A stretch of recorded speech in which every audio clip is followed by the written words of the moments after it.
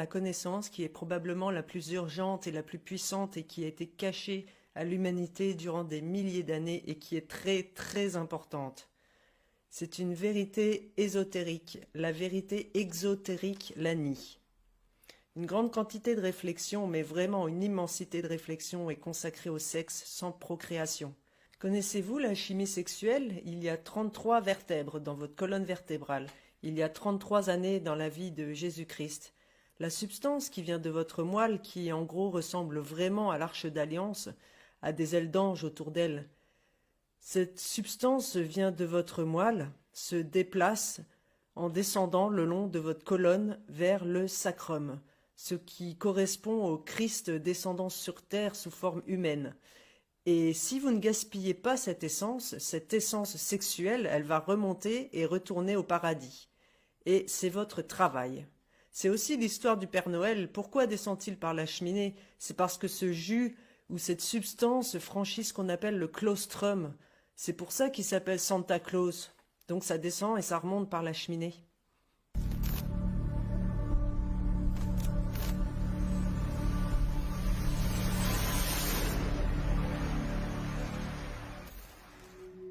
Dans la tête, dans le crâne, il y a le cerveau, et dans le cerveau, il y a en particulier le claustrum. Le claustrum est là, presque au milieu de la tête. Depuis le claustrum se produit une sécrétion, un liquide cérébral, et ce liquide est une huile. Et dans les temps anciens, en grec, ce fluide était appelé Christos, était appelé le Christ. C'est ce liquide magnifique qui provient du cerveau et descend le long de la moelle épinière. Il descend dans la moelle épinière et atteint le plexus sacré juste à côté du sacrum, qui est constitué des 5 vertèbres les plus soudées dans le bas de la colonne vertébrale. La portion tout en bas de la colonne vertébrale est appelée le coccyx. Et juste au-dessus de ça, on a les 5 vertèbres soudées du sacrum. Donc, le plexus sacré est connecté au sacrum et le liquide venant du cerveau descend dans la moelle épinière et arrive tout en bas de la colonne. Maintenant, le claustrum est aussi appelé le claustrum sacré, tout simplement grâce à cette huile magnifique, ce Christos qui est produit et sécrété. Vous voyez, le mot sacré vient de sécrétion, car cette sécrétion est un secret. Et le sacrum est la partie sacrée de ce secret, car cette sécrétion descend la colonne vertébrale et atteint le sacrum. Ceci est la façon merveilleuse utilisée pour la conception de notre corps. Et en gros, la moelle épinière est juste une prolongation du cerveau, elle permet aussi de penser. Et voyez-vous, le claustrum sacré est autrement appelé le Santa Claustrum, car ce liquide qui descend jusqu'au plexus sacré est un liquide sacré. C'est de là que vient l'histoire du Père Noël qui descend par la cheminée pour apporter des cadeaux. C'est une histoire de physiologie, et la Bible est un manuel génial de régénération physiologique. Ce qui se passe avec ce liquide, c'est que chaque mois, quand la lune est dans le signe où était votre soleil quand vous êtes né, chaque mois, il y a un germe ou une graine semée dans le plexus solaire qui se situe juste au-dessus du plexus sacré. Et ce germe est l'huile, le Christ, qui est né à Bethléem, parce que le plexus solaire est aussi appelé Bethléem, où est né le Christ. Et cette huile a besoin de retourner d'où elle est venue, dans le mésencéphale. Vous voyez, quand l'huile monte dans la moelle épinière, la vibration de l'huile du Christ augmente. Tout d'abord, vous voyez, l'huile se différencie dans la glande pinéale et la glande pituitaire avant d'être envoyée vers la moelle épinière. Et la glande pinéale est la portion électrique et la glande pituitaire est la portion magnétique. Donc l'huile se différencie et elle est amenée dans la moelle épinière par les nerfs Pingala et Ida. Ils sont également appelés Kundalini et Kundabuffer. Donc elle arrive au plexus sacré et attend la germination de la graine 1 fois par mois, 12 fois par an. Et si on est capable de transmuter cette graine et lui permettre de s'élever, car elle s'élève dans la moelle épinière. Elle atteint finalement le bulbe rachidien et le pont et le mésencéphale, et elle traverse le nerf vague, autrement appelé nerf pneumogastrique. C'est un nerf qui descend de la région du cerveau, depuis les glandes pinéales et pituitaires respectivement, et il nourrit les poumons et l'estomac. C'est un réseau de nerfs. Et ce réseau de nerfs est appelé l'arbre de vie. Et voyez-vous, les anciens savaient que cette graine née à Bethléem est une fois par mois le Christ, et si on s'abstient de rapports sexuels durant cette période, cette huile et graine serait sauvée, et elle s'élèverait et elle éclaterait à travers le chakra du cœur, à travers le chakra de la gorge. Et finalement, l'huile arriverait avec sa vibration plus haute, parce qu'en bas, l'huile a un taux vibratoire très bas. Cependant, avec les pratiques appropriées, méditation, respiration, une bonne alimentation et un bon comportement pacifique, on est capable d'élever ce Christ, cette huile, de telle façon qu'elle traverse le nerf vague en haut de la colonne vertébrale, des 33 vertèbres de la colonne vertébrale. Vous voyez, tout comme le Christ est crucifié à l'âge de 33 ans.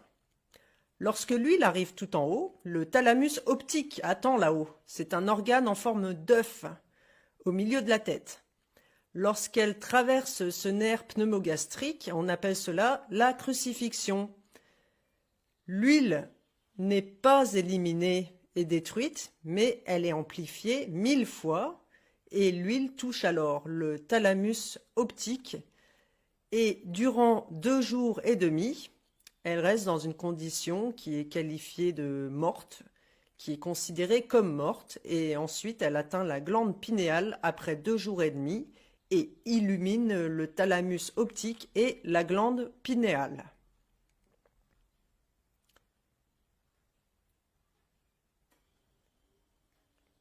Le thalamus optique était connu par les Égyptiens et les Grecs sous le nom de lumière du monde parce qu'ils connaissaient leur physiologie et leur anatomie. Et ils savaient que cette huile précieuse qui descendait depuis le claustrum, depuis le cerveau, se différenciait dans les glandes pinéales et pituitaires et descendait dans la moelle épinière.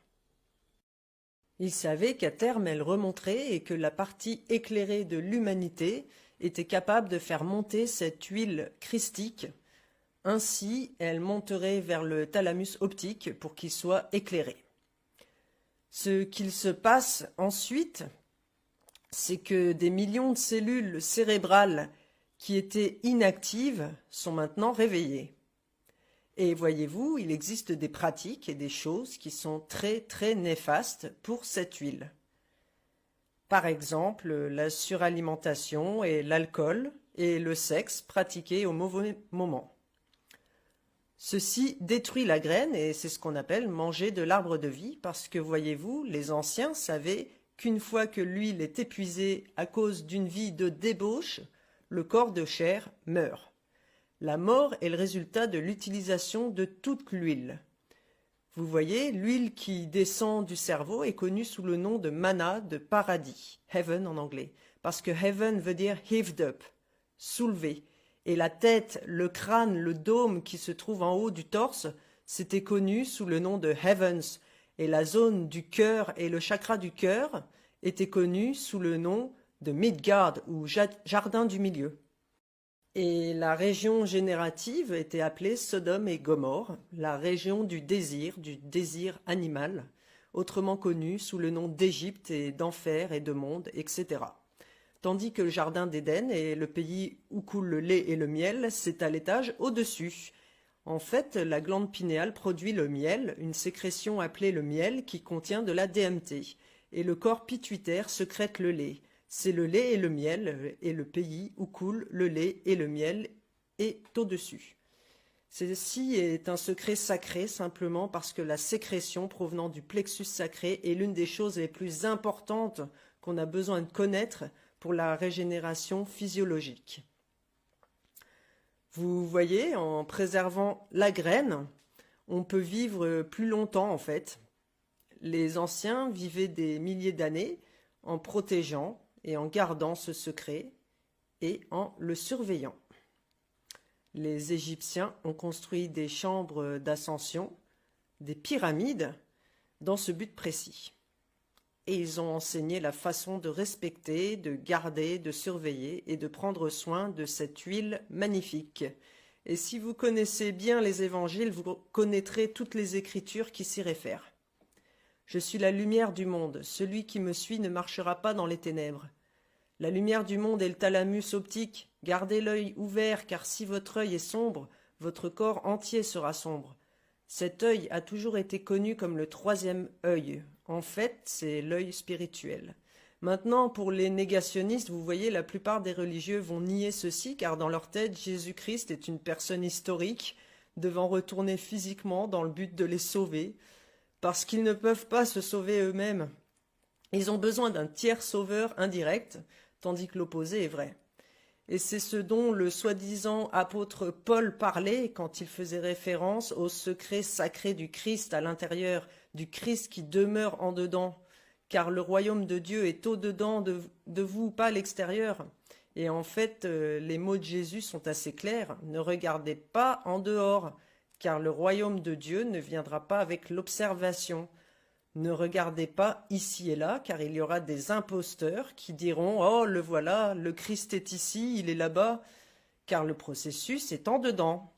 Et à moins qu'on soit capable d'élever cette énergie et sortir des chakras du bas, vous voyez, les chakras du bas traitent de la sexualité, du conflit, de l'envie, du pouvoir, de l'avidité, de la richesse et de toutes ces choses. Et si on cherche constamment à avoir ces choses-là et à manger constamment des fruits de l'arbre de vie, voyez-vous, ces nerfs merveilleux, le système de nerfs pneumogastriques, ils sont responsables de refaire monter l'huile en haut de la cheminée, car le Père Noël apporte de beaux cadeaux, ces beaux cadeaux spirituels, et nous sommes responsables d'acheminer cette huile, cette graine christique en nous, pour qu'elle soit finalement crucifiée au milieu de la tête. Vous voyez, le cerveau est creux et le mésencéphale est le système limbique en haut de la colonne vertébrale et le sein des seins.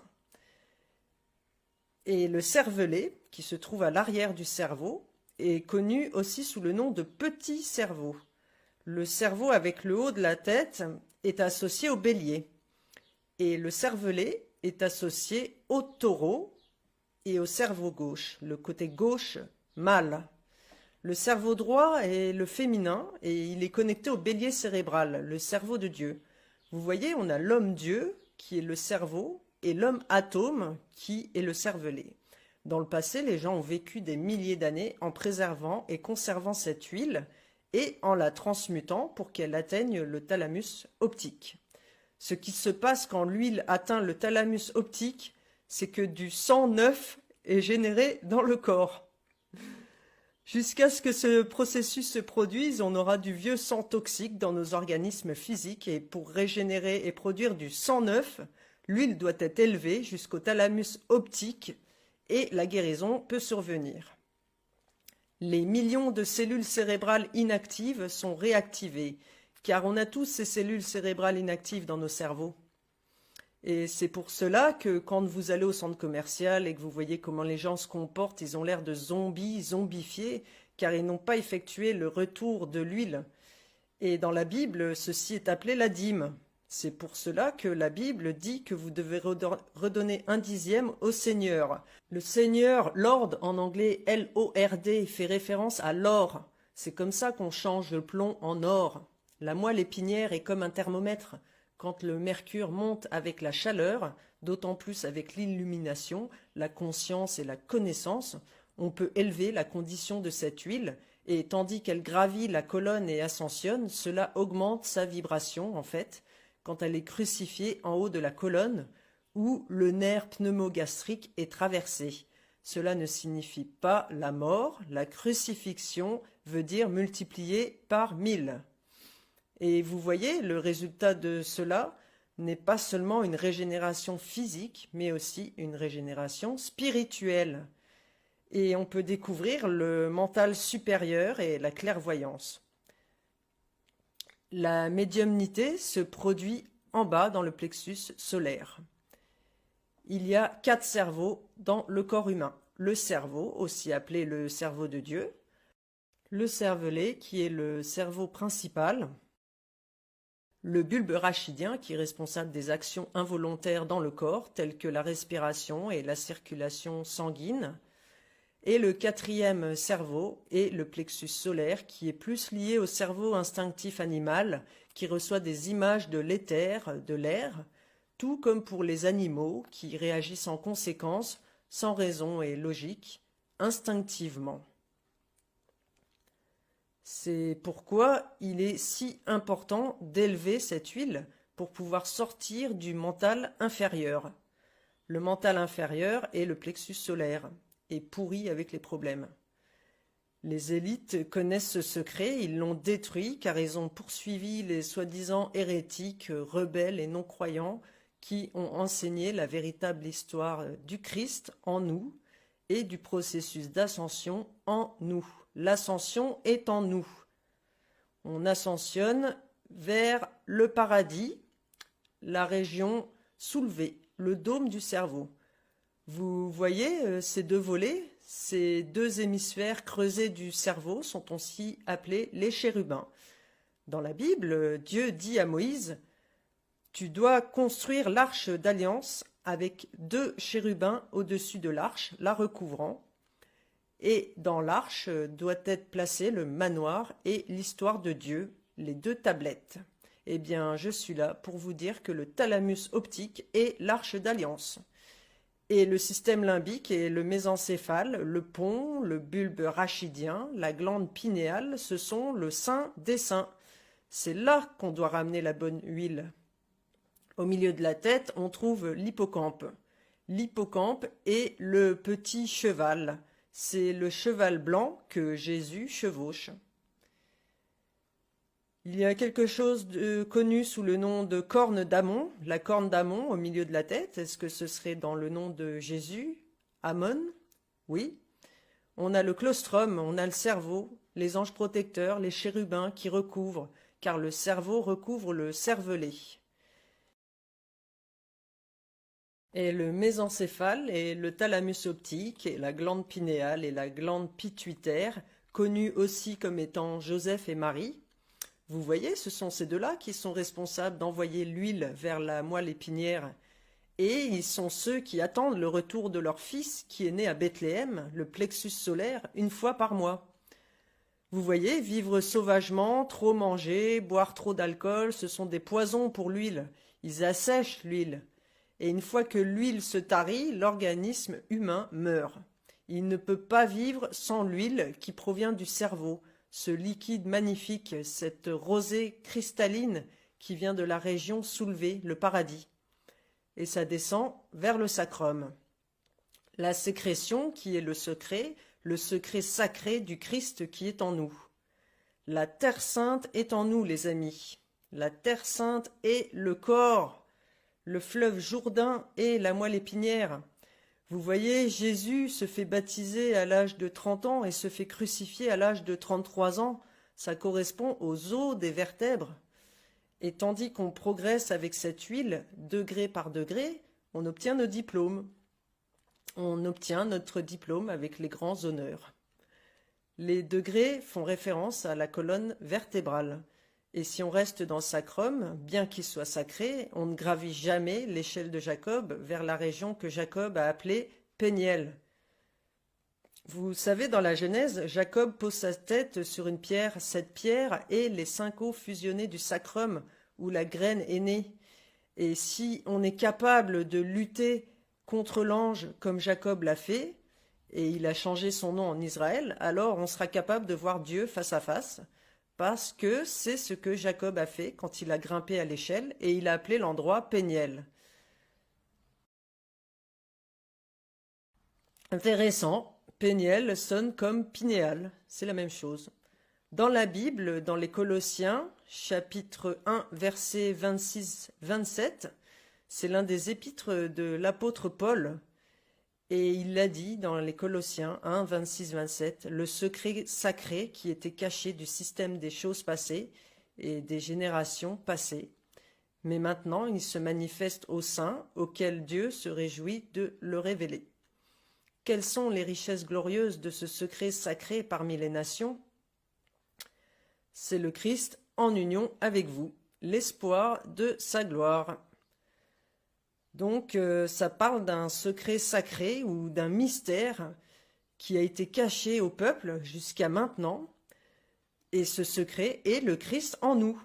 Vous voyez, dans cette version de la Bible, ça dit le Christ en union avec vous, alors que ça devrait être le Christ en vous. La Bible est ce livre formidable. J'ai tâché de partager avec l'humanité que c'est un livre génial et c'est un manuel traduisant le phénomène astronomique, ce qui est en haut est comme ce qui est en bas. C'est de l'information magnifique, géniale, légendaire, mythologique, allégorique. Et en fait, l'apôtre Paul, dans les Galates, chapitre 4, verset 25, dit que les histoires de la Bible sont des allégories pour des enseignements plus importants. Maintenant, le Christ en nous, qu'est-ce que c'est? Eh bien, vous voyez, la création du corps humain est l'une des plus belles créations dans l'univers. On a un cerveau merveilleux, un cœur, on a un système générateur, un système limbique, un système nerveux, des tissus musculaires et squelettiques, un système lymphatique. C'est quand même un organisme exceptionnel. C'est d'un grand raffinement.